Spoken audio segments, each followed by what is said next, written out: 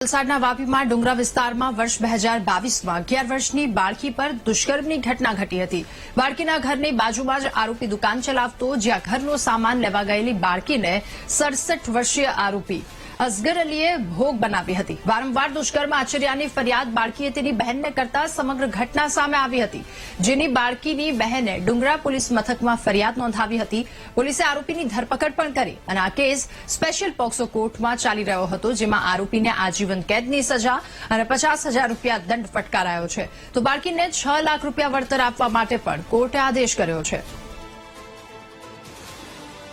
11 વર્ષની સગર્ભની દીકરી સાથે શારીરિક છેડતી, દુષ્કર્મ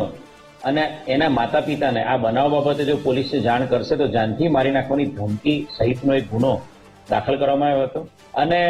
આ આરોપીને, સગર્ભની દીકરી સાથે દુષ્કર્મના આરોપીને આજીવન કેદની સખત કેદની સજા અને સાથે સાથે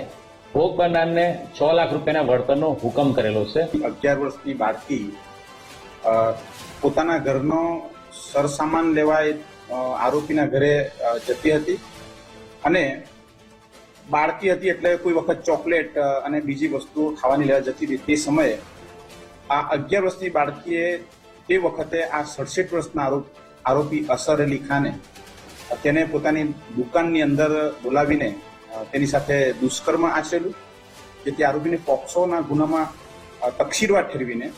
અંતિમ શ્વાસ સુધીની આજીવન કેદની સજા અને 50,000 રૂપિયા દંડ